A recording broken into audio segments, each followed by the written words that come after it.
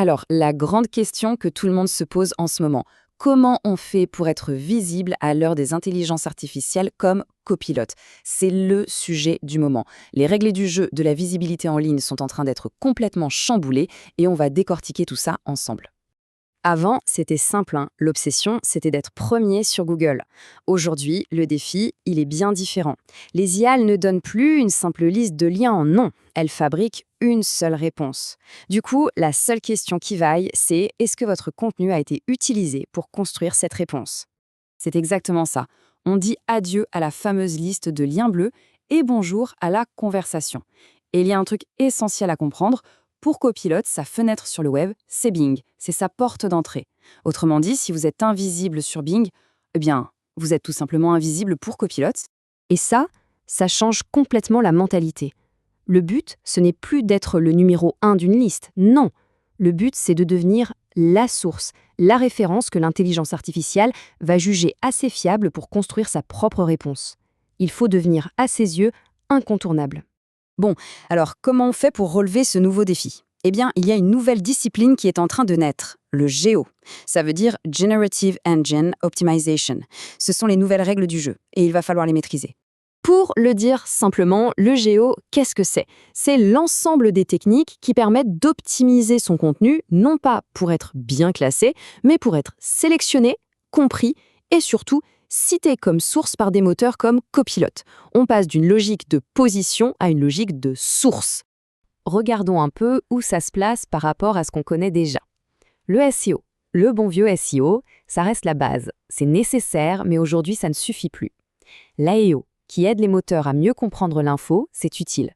Mais le GEO, lui, c'est vraiment ce qui change tout. C'est la seule stratégie qui vise à être dans la réponse de l'IA. C'est devenu vital. Allez, assez de théorie, on passe à la pratique. Concrètement, comment on fait pour que son contenu plaise à une IA? En fait, l'idée est simple, il faut penser comme elle.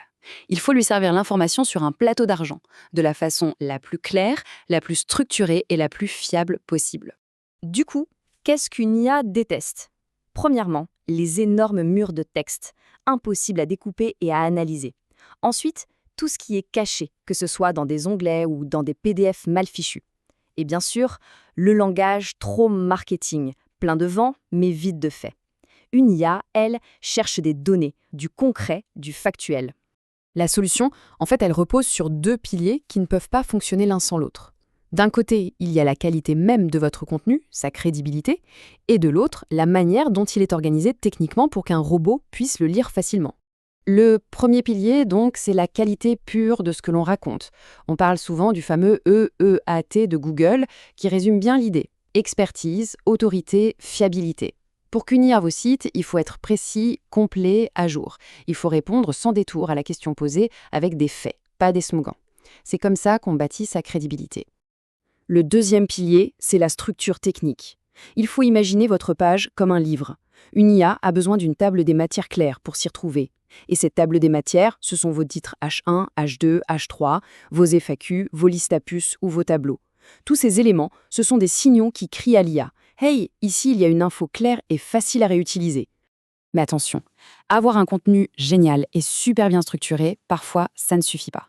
Une IA, elle est un peu comme nous. Elle a besoin de preuves de confiance. Elle va chercher des signaux externes qui lui confirment que votre site est une vraie source d'autorité. Et ces fameux signaux de confiance, c'est quoi? On peut les ranger en 3 familles. D'abord, la clarté technique, grâce au balisage schema.org qui explique à la machine de quoi parle votre page. Ensuite, la réputation de votre site, renforcée par des liens de qualité qui pointent vers vous. Et enfin, la cohérence de votre marque sur tout le web. L'ensemble crée un véritable écosystème de confiance. Parfait. On a vu toute la théorie. Maintenant, comment on met tout ça en pratique? Allez, on déroule un plan d'action concret en 5 étapes pour passer de l'idée à la réalisation. Voici la feuille de route. Ça commence toujours par un audit, on fait un état des lieux. Ensuite, on passe à l'optimisation technique pour préparer le terrain. Une fois que la base est saine, on crée du contenu pensé pour l'IA. En parallèle, on travaille son autorité.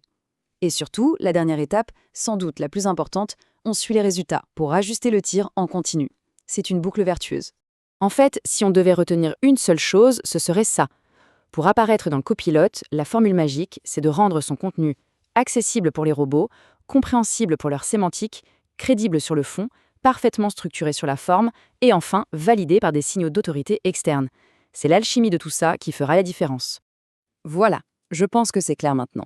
Le GEO, ce n'est pas une petite mode passagère, c'est une évolution de fond du web marketing. Ce n'est pas une révolution qui balaye tout, mais c'est la nouvelle couche stratégique indispensable pour être visible dans le monde de demain. Merci de nous avoir suivis, et maintenant, c'est à vous de jouer.